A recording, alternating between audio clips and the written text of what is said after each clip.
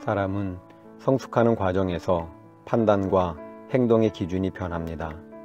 어릴 때는 오직 자기가 좋고 싫은 것이 기준입니다. 좀 더 자라면 유익한 것이 무엇인지 알게 됩니다.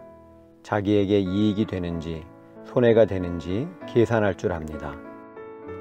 좀 더 성숙하면 옳으냐 그르냐가 기준이 됩니다. 이 기준으로 문제를 본다면 대단히 성숙한 것입니다. 그러나 예수를 믿으면 더 나아가야 합니다. 주님은 옳고 그른 것도 뛰어넘어야 한다고 말씀하십니다. 바로 하나님의 뜻이냐 아니냐가 기준이 되어야 합니다. 옳으냐 그르냐 하는 기준을 넘어서는 일은 매우 어렵습니다. 그러나 옳고 그름에 매여 있으면 공동체를 큰 고통에 빠뜨리는 경우가 많습니다. 다툼과 분열이 여기에 해당됩니다. 완벽주의, 율법주의, 자기의가 강한 경우 이것이 다 자기가 생각하기에 옳은 것이 우상이 된 경우입니다. 옳으냐, 그르냐의 기준으로 관계도 깨어집니다. 왜 하나님의 천국 같은 교회에서 싸움이 일어납니까?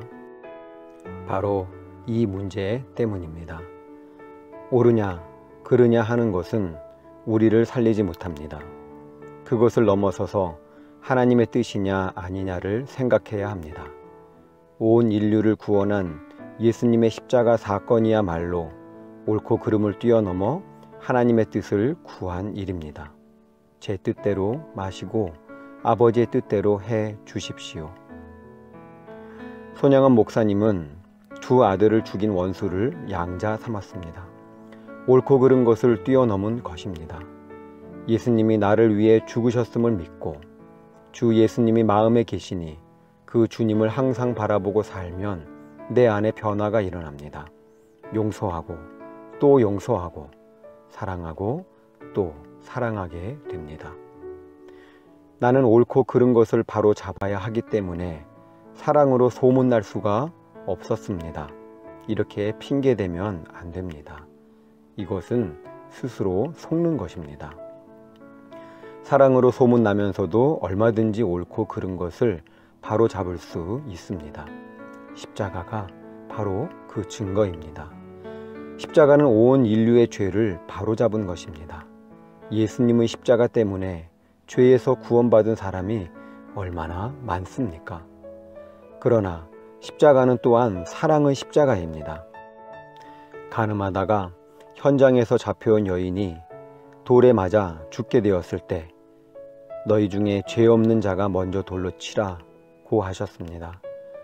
한 사람도 여인을 돌로 치지 못하고 돌아가자 예수님이 그 여인에게 나도 너를 정죄하지 아니하노니 가서 다시는 죄를 범하지 말라고 하셨습니다.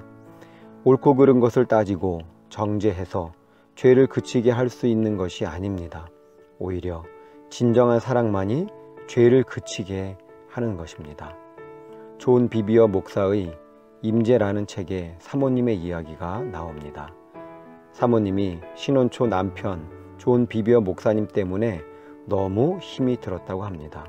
아마 그 당시만 해도 목사님이 실수가 많고 삶이 엉망이었던 모양입니다.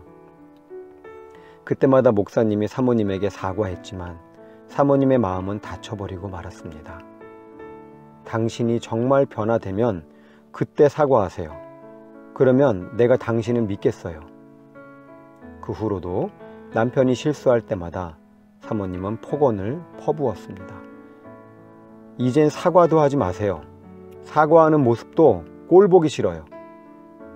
화가 난 사모님이 하나님께 남편 좀 변화시켜 달라고 기도했습니다. 그러면 하나님께서 남편을 엄히 다루시거나 그에게 깨달음을 주시리라 기대했는데 하나님은 전혀 의외의 대답을 하셨습니다. 내가 남편을 용서해 주지 않으면 내 남편은 변화되지 않을 것이다. 사모님은 항변하였습니다. 왜 항상 제가 먼저 변화되어야 하는 건가요? 매번 억울한 사람은 저잖아요. 그러나 하나님은 단호하셨습니다. 존에게 가서 그가 변화될 것을 내가 믿는다고 말하고 그동안의 잘못을 모두 용서한다고 말해라. 사모님은 고민에 빠졌습니다. 남편을 용서하고 놓아줄 것인가, 아니면 그의 잘못을 꽉 붙잡고 있을 것인가. 그러나 하나님의 뜻은 너무나 분명했기 때문에 결국 남편을 찾아가서 하나님께서 주신 말씀을 나누었고 그동안 그를 용서하지 않았던 것을 사과했습니다. 이렇게 사모님이 하나님의 말씀에 순종하자 그 즉시 하나님의 능력이 터져나와 사모님의 마음이 녹아질 뿐만 아니라 비비어 목사님 안에 그토록 극복되지 않던 문제가 해결되는 놀라운 치유와 회복이 일어났습니다. 옳고 그름을 뛰어넘어 하나님의 뜻이냐 아니냐가 우리의 판단과 행동의 기준이 되어야 합니다. 가피플 말씀 테마, 하나님, 이게 옳은 일이잖아요.